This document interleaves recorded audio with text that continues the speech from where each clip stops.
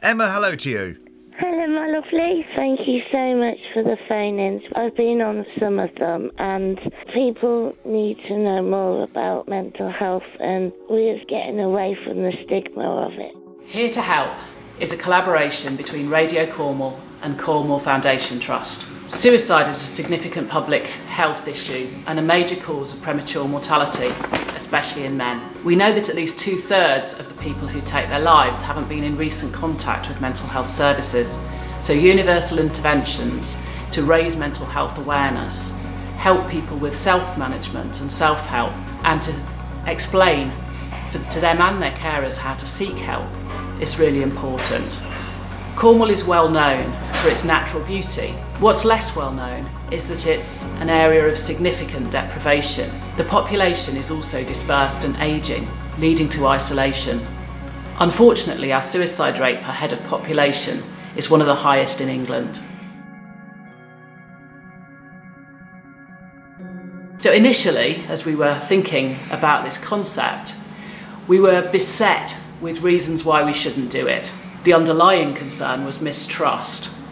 The local radio station was initially fearful that the programme would be of limited interest to listeners with too few callers, depressing subject matter, or too much technical language from the healthcare professionals who might dominate the conversation.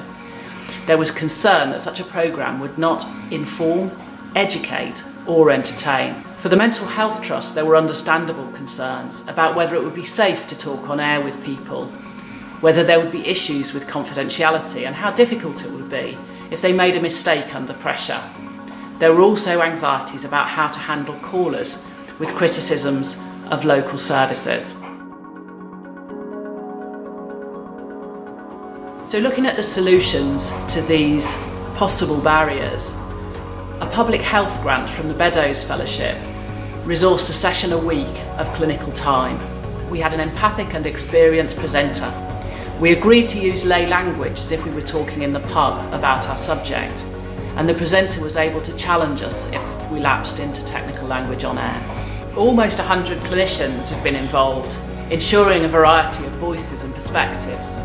In 2015, the BBC team ran free media training for 22 clinicians at Cornwall Foundation Trust. The mental health team have also trained journalists, and both together combined to run a workshop for local media students. Building trusting relationships has meant there were no surprises on air, and this has been an important way forward. Initially in 2010, expert patients advised on the programme design. Topics are chosen which are topical and/or engaging. A junior psychiatrist prepares a fact sheet which is added to the CFT website for information. A case study is prepared, a patient or carer who's willing to talk about their issue, and this is trailed on the breakfast show to generate interest in the programme later in the day. During the show, 2 clinicians sit in with the presenter in the studio. Another, usually a senior psychiatry trainee or nurse, joins the production team. Their value is to follow up callers who are distressed. They also take feedback, and this then subsequently leads to ideas for new programmes. All mental health and wellbeing topics have been covered: biological, psychological, social, spiritual, diversity, physical health, smoking, and even suicide. Calls from listeners lead the discussion. The programme responded to COVID by switching to a telephone presence and stepping up the programmes from monthly to weekly. We have occasionally gone on the road and been part of live broadcasts, for example, at Royal Cornwall Show, Bodmin Church and Callington Honey Fair. Lawrence Reed's phone-in show has more iPlayer hits than any other local radio show. With more than 100 programmes, we believe it's the longest running mental health phone-in. Between 2011 and the present day, we have never missed a monthly show. Talking about mental health on Radio Cornwall has moved from reactive, sensational coverage to a conversation as normal as one about education, parking or potholes. The format was shared and spread to Radio Devon. The first evaluation took place 12 months after the programmes had started.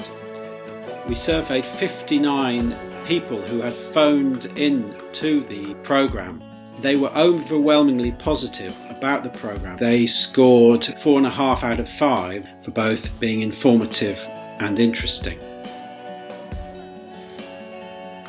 After 8 years, we completed a much larger survey of people attending 2 chemists in Cornwall to pick up their prescriptions. We were extremely encouraged to find that 14% had heard of the programme and 11% had listened to the programme.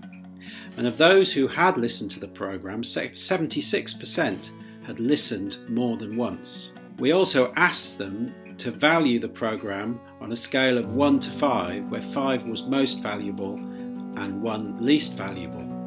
74% rated it either 4 or 5 on that scale, again showing an overwhelmingly positive response for those who had listened to the programme. Finally, we also did a survey of psychiatrists and media professionals in Devon and Cornwall.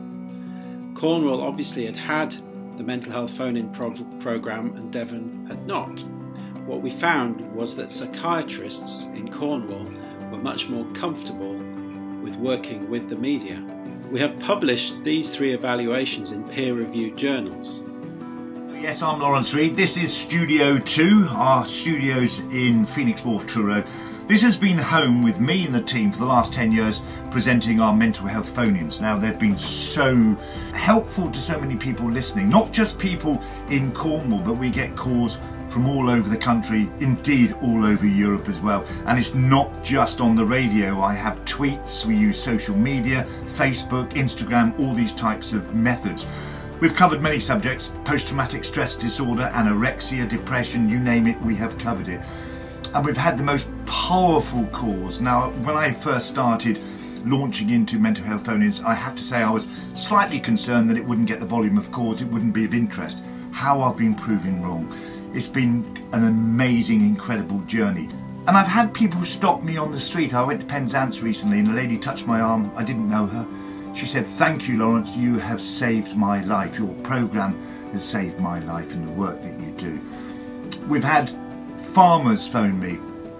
At the moment that they were going to take their lives, the radio was on and they heard our discussion about suicide and depression and they stopped what they were doing. It's been an incredible journey the last 10 years and long may it continue. We as a team have learned so much, we as a station have learned so much, and it's just been that journey which will continue.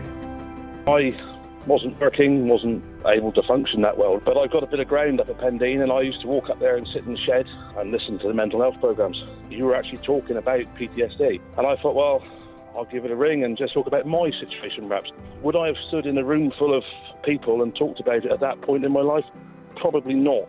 Talking to you and talking to your listeners, I couldn't see those people. I was able to talk about my situation. It gave me a massive confidence boost to talk about it, to accept it, to help me manage it. Well, the modest cost has been some clinician time. This has mostly occurred during their supporting professional development sessions. Benefits have included raising mental health awareness in the media teams as well as the listening public. And several callers have given powerful testimonies about how the programme has helped them or someone close to them to seek help. It seems to have reduced isolation, and I feel it's given a voice to people with significant mental health problems. Here to Help in the last 10 years has looked to democratise discussing mental health problems in Cornwall, showcased by the approximate 100,000 people reached monthly, 300 to 400 callers, nearly 150 episodes broadcast, 100 and above clinicians participating, more than 50 topics covered, and at least 10 experts by experience involved. It has made discussing mental illness on local media everybody's business, same as discussing the weather, potholes, parking, and education. It is formally being extended across the southwest following successes in Devon. That for you is 10 years in 10 minutes. And remember, we are here to help.